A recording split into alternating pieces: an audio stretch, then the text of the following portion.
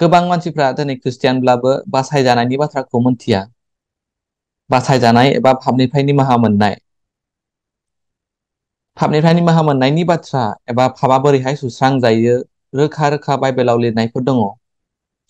दाबसे जायगायावल' नङा, नाथाय गुबुन गुबुन लेखाफोराव, गुबुन गुबुन बिजाबफोराव बाइबेलनि सिङावहाय बेबायदि लिरनाय दङ। इज्राइलारि फोलेरफोरनि पापा बोरै निमाहा जाखो, आरो जायफ्रा इज्राइलारि फोलेर नङा, इज्राइलारि सुबुंफोर नङा, बिथांमोननि पापा बोरै निमाहा जागोन, बे बाथ्राया क्लियारलि लिरनाय दङ। नाथाय जों दिनै संसाराव थांना थानाय समाव मोजां ख्रिस्टियान जानो नाजायो, सिखाव खालामालाबानो जिउ खुंनो नागिरो, जिनाहारि गोसो लायालाबानो जिउ खुंनो नागिरो, आरो बेबायदि गावनि मावनायनि गेजेरजोंसो, गावनि मेहनतनि गेजेरजोंसो जोङो इसोरनि दयाखौ मोननो नागिरो। बाइबेला बुंदों, मानोना इसोरा संसारखौ एसेग्राब अनबाय, सुबुं माहारिखौ अननानै पापीफोरखौ बासायनो थाखाय मा खालामखो, गावनि सासेल' फिसाज्लाखौ संसाराव हरबाय, जाहाथे जायानो बिनियाव फोथायगोन आद्रि जानाय नङा, नाथाय जोबनो गैयै जिउखौ मोनगोन। जहन 3:14। आङो जेब्ला बर्न एगेन जायै सिगाङावहाय, पापनि निमाहा मोननि सिगाङावहाय गावनि ख्रिस्टीय जिबनखौ खुंदों, आङो मा सानदोंमोन, जि मुसिनो होनाय 10 आज्ञाखौहाय 10 आज्ञाखौ मोजां फालिब्लानो जोङो इसोरनि दयाखौ मोनगोन, इसोरा आशीर्बाद होगोन, आरो इसोरनि आशीर्बादनि, इसोरनि अननायनि जुगेदि आङो मा सोरगो रायजोआव हाबहैनो हागोन। ख्रिस्टीय जिबननि सिम्पोल आन्डारस्टेन्डिंआ आंनिया बेबायदिनोमोन जे मोजां माव, मोजां मावब्ला इसोरा अनगोन, गाज्रि माव, गाज्रि मावब्ला इसोरा साव होगोन।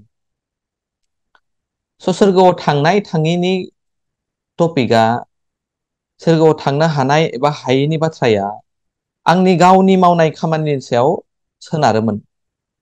आंनि आन्डारस्टेन्डिंआ बेबायदिनोमोन, आरो आंनिल' नङा दिनै बांसिनथार ख्रिस्टीय सुबुंफोरनि आन्डारस्टेन्डिंआ बेबायदिनो। नोंथाङा मोजां माव, मोजां मावब्ला नोंथाङा सोरगो रायजोआव मोनहैगोन। बेनिखायनो मानसिया दिनै मा, पापआ बोरै संसाराव हाबनाय, पापनि जागायजेननायनि बाथ्राया मा, बे गासै गुदि बाथ्राखौ मोनथिग्रोआलाब्लानो मोजां मावनो नाजायो, मोजां ख्रिस्टियान जानो नाजायो। माखासेया पास्टरफोर जानानै, बाइबेल कलेजफ्राव फरायहैनानै, सानडे स्कुल टिचार जानानै, इउथ सेक्रेटारि प्रेसिडेन्टफोर जानानै, बायदि बायदि खामानिफोरखौ मावनानै, गावनि मोदोमजों हेल्प खालामनानै गिर्जाखौहाय बिथांमोना मा मोजां सुबुं जानो नागिरो। मानोना माइन्डसेटआव मोनसे कनसेप्ट हाबनानै थाबाय जे जों मोजां जाब्लासो इसोरा मोजांफोरखौसो सायख'गोन। नाथाय इसोरनि बेसिक नेचार आरो केरेक्टारखौ जों बावना थाबाय दिनै। आं नोंथांमोननि खोथा बुङाखै, नाथाय आंनो बेबायदिनोमोन। आङो जेब्ला सिचुवेसनाव गोग्लैबाय, आङो मा सानखांनो हाखो, इसोराथ' मानसिफोरबायदि पापि नङालै, इसोरा मानसिफोरबायदि अधोरोमिया नङालै, इसोरा गोथार आरो धोरोमिया। इसोरनि बेसिक नेचार आरो केरेक्टारखौ जेब्ला आं मोनथिबाय जे आं बायदि पापि सुबुङा, जायहा पाप खालामालाब्ला थानो हाया, माबायदि इसोरजों मोनसे जागोन, माबायदि खौसे जागोन, नङासै? माबायदि इसोरनि गोसोजों कानेक्ट जागोन, अब्ला आं गिनाय मोनबाय। अब्ला आं क्लियारलि मिथिबाय जे जदिअ आङो गिर्जायाव थानायनि उनाव गिर्जानि प्रेसिडेन्ट सेक्रेटारि जादों, बायदि बायदि खामानिफोरखौ मावदों, गुबुननि नुनायाव गोबां खस्थ' खालामग्रा ख्रिस्टियान, गुबुनाथ' बुंदोंबो जानो हागौ जोङो सोरगो रायजोआव थाङाब्लाबो बिथाङा सोरगो रायजोआव थांगोन होननानै आंनि सायावहाय। नाथाय आं जेब्ला गावनि गोसोखौ नुबाय, आंनि गोसो सिङावहाय मा जिनाहारि लुगैनाय, सिखाव खालामनो लुगैनाय, गुबुननि धोनखौ लुगैनाय, बेबायदि गाज्रि गोसोआल'सो बुंफबनाय दङ।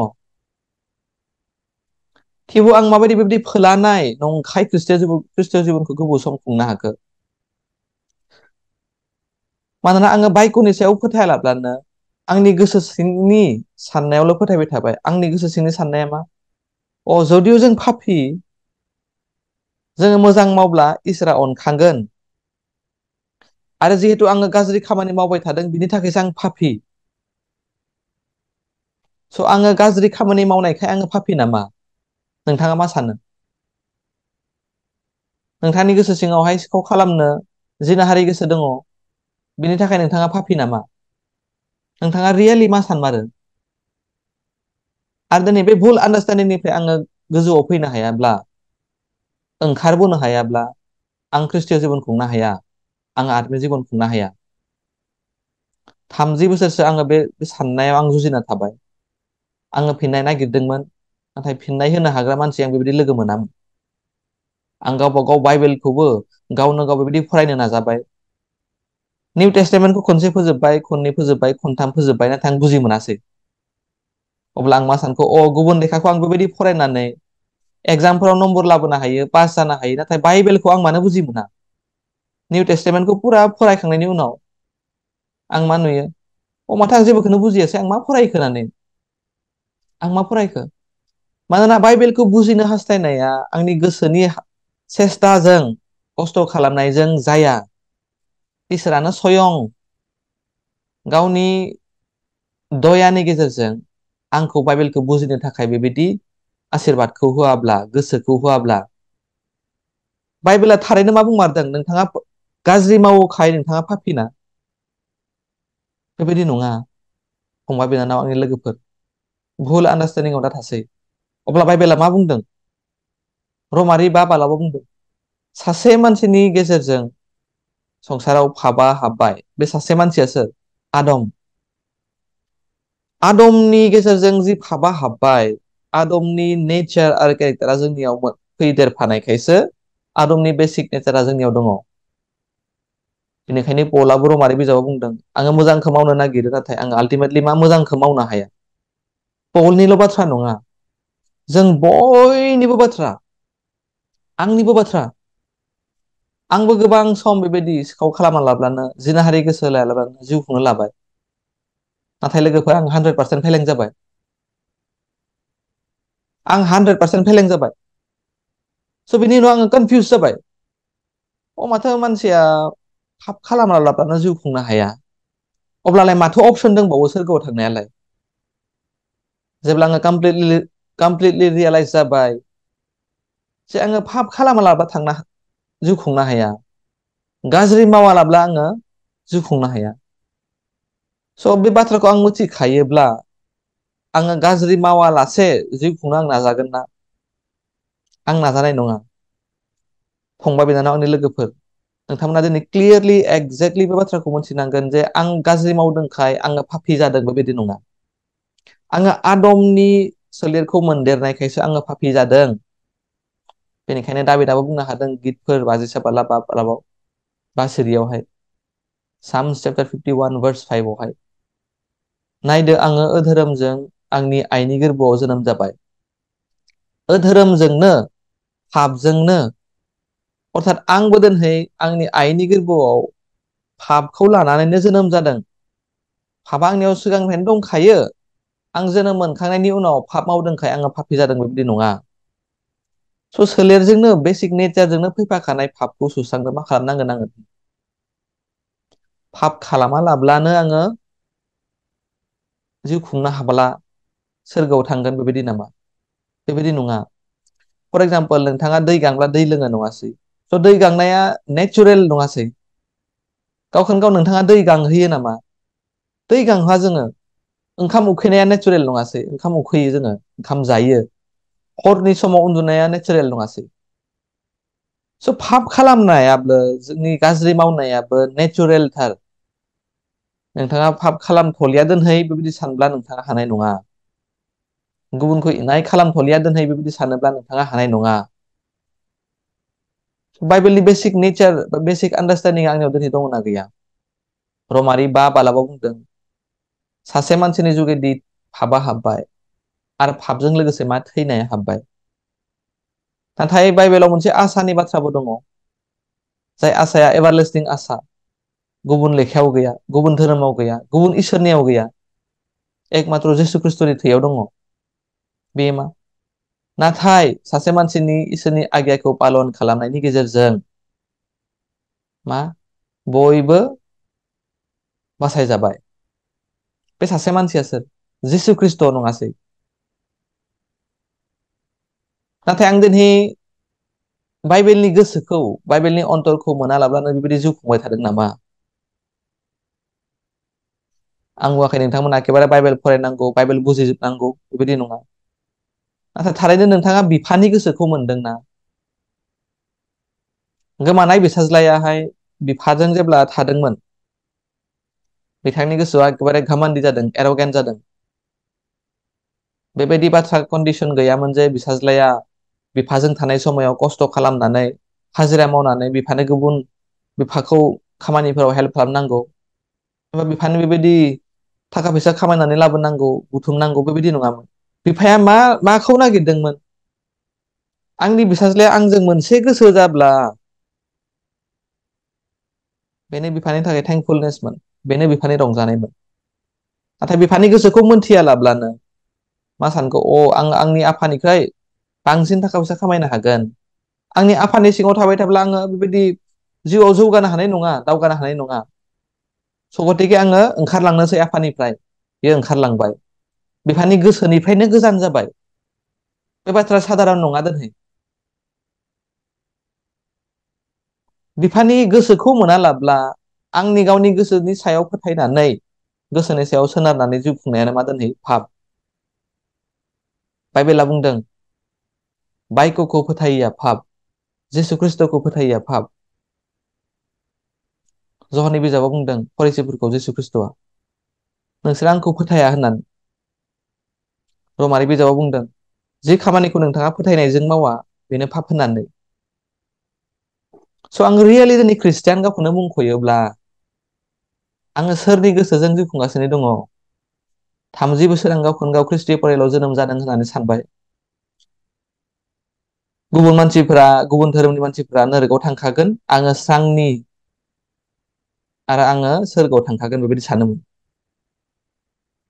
नाथाय आं जिउआव फेलें जाबाय। 10 कमान्डमेन्ट्स, 10 आज्ञाखौ आं जेब्ला फालिनो नाजाबाय, आङो नुबाय जे गेजेर ससेयाव आङो 10 कमान्डमेन्ट्सखौबो फालिनो हाया। सिखाव दा खालाम बुंदों, बिमा बिफाखौ मान हो बुंदों, आंलाय सोर सिखाव खालामा लाब्लानो जिउ खुंनो हानाय? गुबुननि थाखा फैसाखौ नुबानो लुपसो जायो, गुबुननि मोजां पजिसनखौ नुबानो लब जायो, गुबुननि मोनथायफोरखौ आं लब जायो। बे सिखाव नङा नामा? आंलाय सोर गावनि बिमा बिफाखौ रेसपेक्ट खालामनो? आंलाय सोर? आं हाया। स' बेनिखायनो आङो जेब्ला मिथिबाय, रमारि 3:23 जों फरायगोन दसे, रमारि 3:23,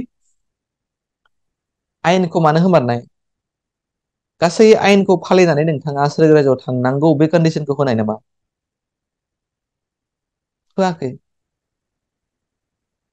स' जों नायनो आयेनखौ, ल'खौ मानो होनाय? रमान्स चैप्टार 3 verse 20 खौ जों नायगोन। बेनिखायनो आयेनखौ फालिनानै रावबो इसोरनि सिगाङाव धोरोमिया जानाय नङा। आयेननि मावनाया बेनो, बियो मानसिखौ पापी होननानै दिन्थियो। आयेननि खामानिखौ मावनानै रावबो धोरोमिया जानाय नङा। आयेननि पारपसआ मा? बेयो मानसिनि पापखौ सिनाय होयो।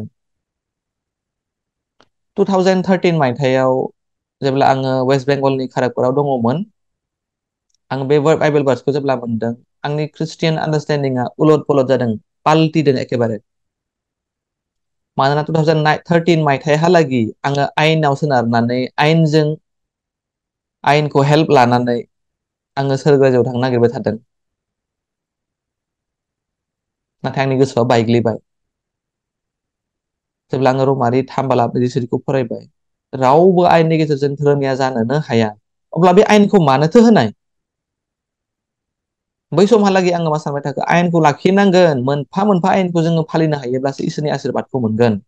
आरो आं गावखौनो गाव मा सानोमोन, आङो 10 आज्ञाखौ गासैखौबो लाखिनो हाजोबाखैब्लाबो माखासेखौथ' हादों। इसोरा गतिके अनखागोन, जेने थेनेब्लाबो आं दयाखौ मोनथारगोन। बै आमुखाया दयाखौ मोनाबो जानो हागौ, नाथाय आं हले मोनगोन। आंनि सेल' आन्डारस्टेन्डिंआ बेबायदिमोन। नोंथाङा दिनै मिथियोना, आंनि लोगोफोर, फंबाय बिनानावफोर, आयेनखौ मानो होनाय? नोंथाङा जुदि दिनैबो आयेनखौ मानो होनाय बेनि ओंथिखौ मिथियाब्ला नोंथाङा ख्रिस्टियान जिबन खुंनो हाया, आरो नोंथाङा मेंग्लिगोन।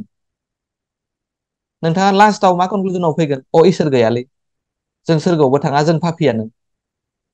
नोंथाङा सिम्पलि सानना नाय, धोरोमिया गोथार इसोरा सासे पापिजों मोनसे गोसो जानो हागोन नामा? बा नोंथाङा दिनै पापिब्ला धोरोमिया आरो गोथार इसोरजों खौसे जानो हागोन नामा? सोरगो रायजोआव सोर थांगोन? पापीफोरा थांगोन ना धोरोमियाफोरा थांगोन?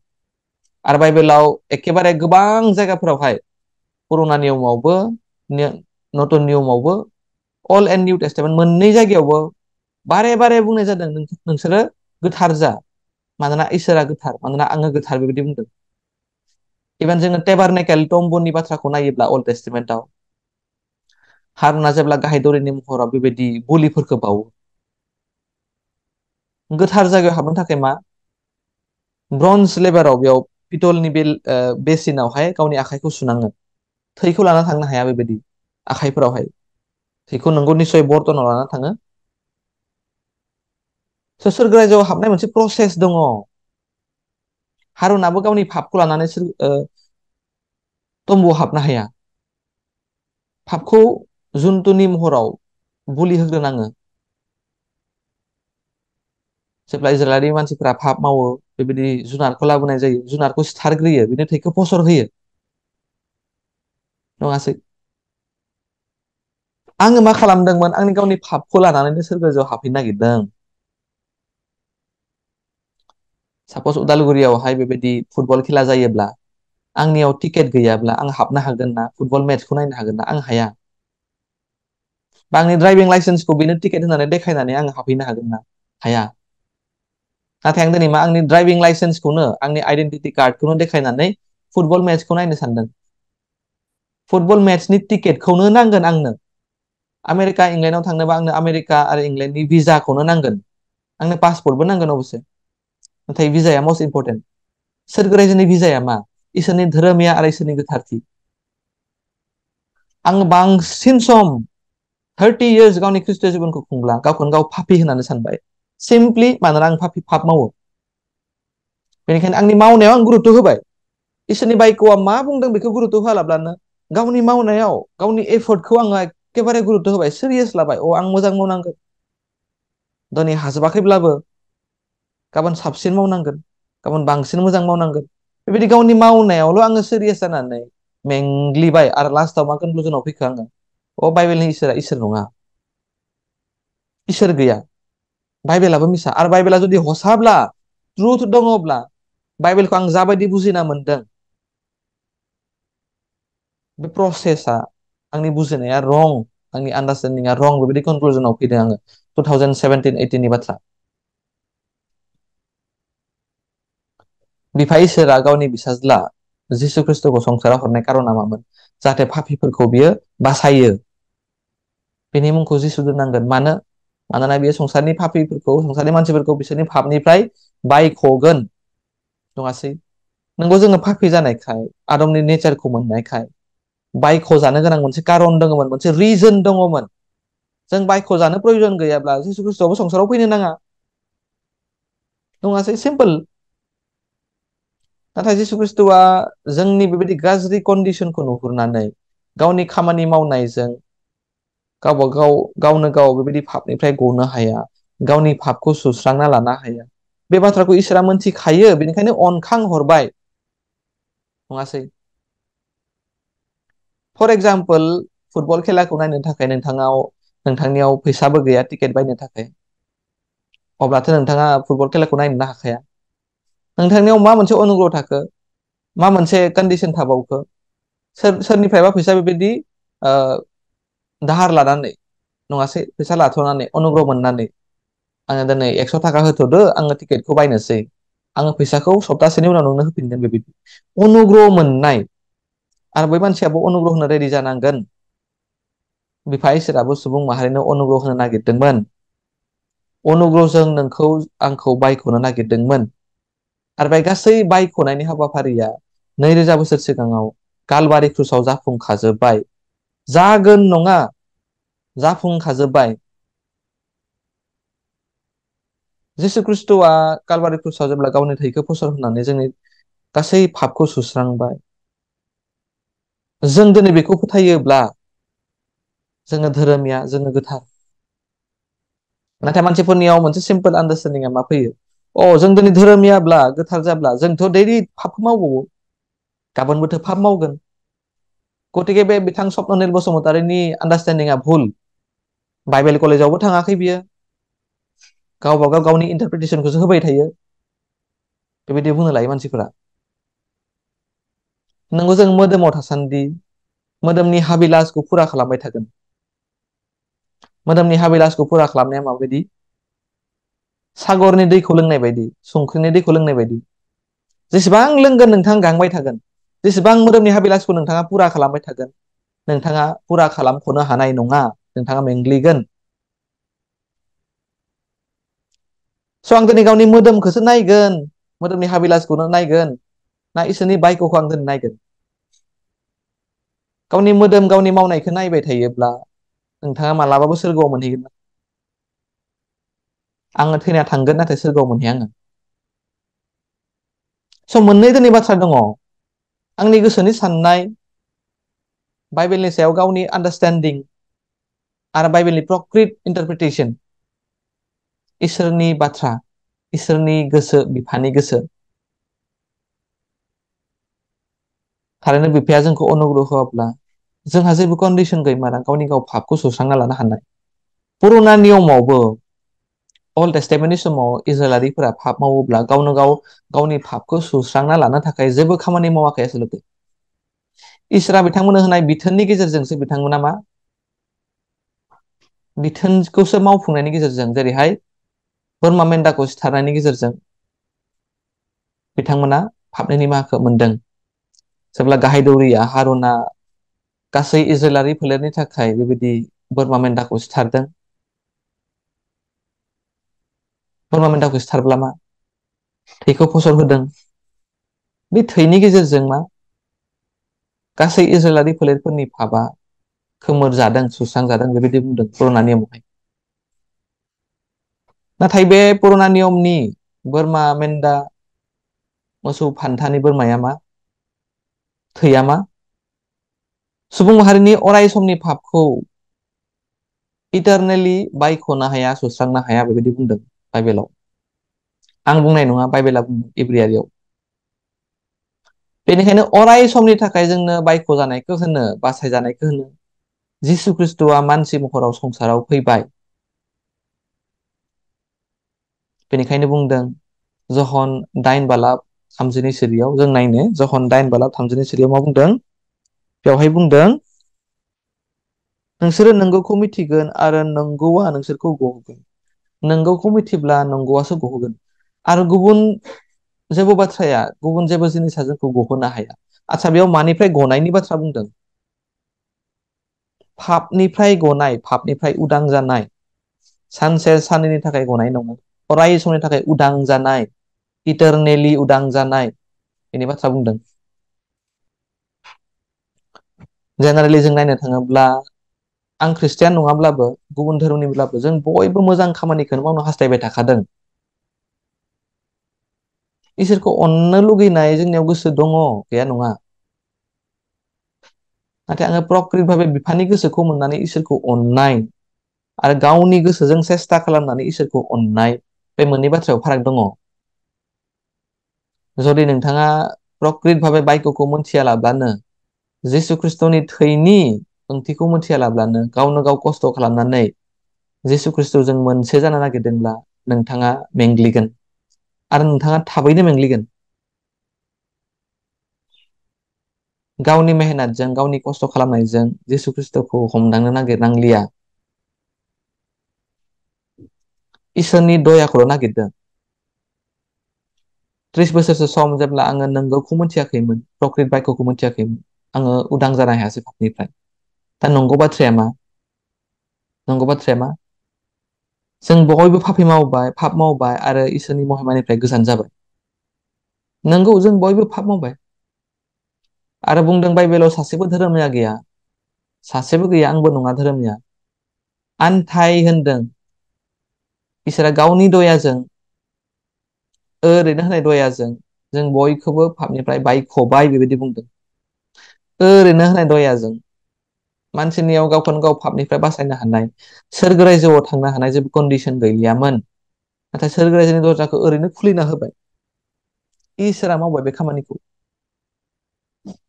आरो इब्रियारि 10:63 बुंदों जिसु ख्रिस्ट'आ गावनि खनसेल' बोलि होनायजों जों बयखौबो पापनिफ्राय सख'बाय बेबायदि बुंदों। इसोरा जोंनि पापखौ गोसोखांबावनाय नंलिया।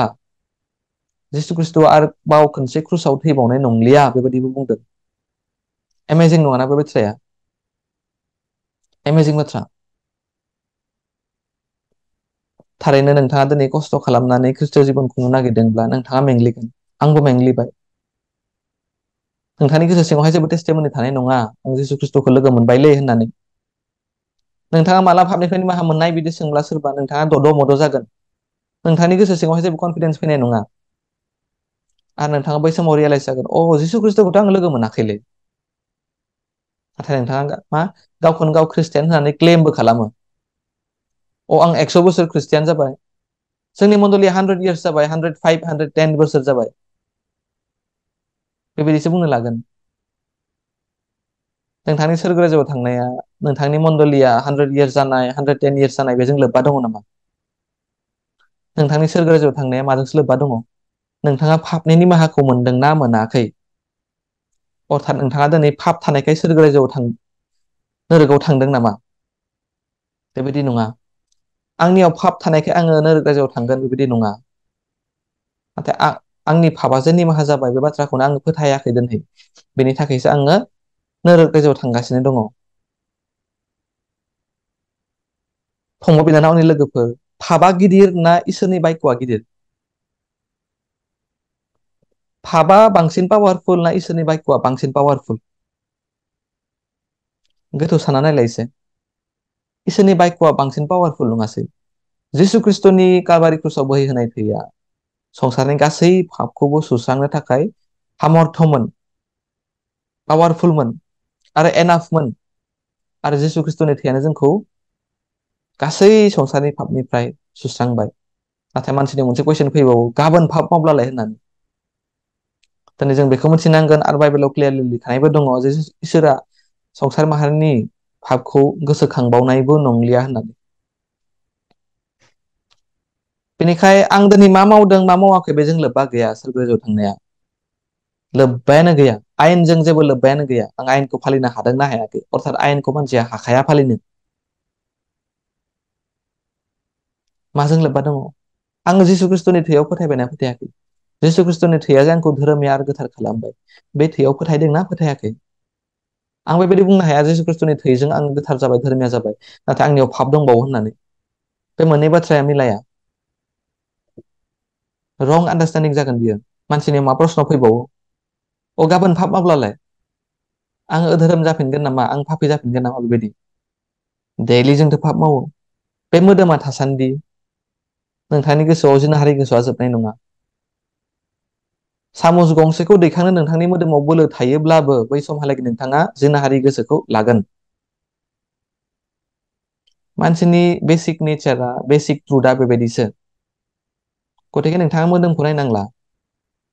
नोंगौ जोङो बर्न एगेन जाब्ला, पापनि निमाहा मोनब्ला, इसोरनि बाथ्राखौ गुबै रोखोमै नाजावनो हायोब्ला, इसोराबो जोंनो सामर्थ होगोन, बोलो होगोन जोंखौ पापनिफ्राय गोजान जानो थाखाय।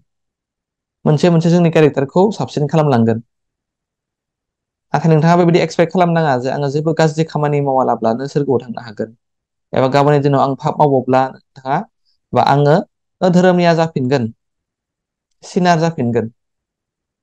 जिसु ख्रिस्ट'नि बे पापनि निमाहानि प्रसेसा रिभार्स जानो हाया। इटारनेलि सुस्रांखाबायब्ला इटारनेलि सुस्रांखाबाय। पौला बुंदों रमान्स चेप्टार 5आवबो 6आवबो जे नोंथांमोना अलरेडि पापजों मोदोमखौ लानानै थैखाबाय। गथिखे नोंथाङा दिनै पाप मावफिनब्ला, गाबोन पाप मावफिनब्ला, फैगोन सप्तायाव पाप मावफिनब्ला मा जागोन बेखौ सिन्था खालामनो प्रयजन गैलिया। मानोना बेखौ सिन्था खालामगोना इसोरासो। थारैनो पापनिफ्राय निमाहा मोननाय, पापनिफ्राय सुस्रांजानायखौ मोननाया नोंथांनि गावनि दायथ' ना? नोंथांनि गावनि रेसपन्सिबिलिटि ना? नङा। बे रेसपन्सिबिलिटिया इसोरनिसो, जिसु ख्रिस्ट'निसो। बेनिखायनो बे रेसपन्सिबिलिटिखौ बे मावफुंबाय आरो जोंनि गोसो सिङावहाय सेलभेसनखौ पुरा खालामबाय। नोंथाङा दिनै गावखौनो गाव बुंनो हादोंना नोंथाङा धोरोमिया जाबाय, गोथार जाबाय होननानै? आं गावनि खामानिखौ नायोब्ला मालाब्लाबो बुंनो हाया। नाथाय बाइबेलानो आंखौ सार्टिफिकेटखौ होना होबाय। नंगौ नों पापीमोन, नाथाय बिफा इसोरनि ओरैनो होनाय दयानि गेजेरजों नोङो बायख' जाबाय। आमेन। नोंथांमोनाबो बाइबेलावहाय बाइबेलनि बाथ्रायाव आरो बे सैथोआव फोथायनो हागोन आरो सैथोनि गेजेरजों नोंथाङा ग'खौ जाबाय। आं बेखौ फोथायखाबाय। आमेन।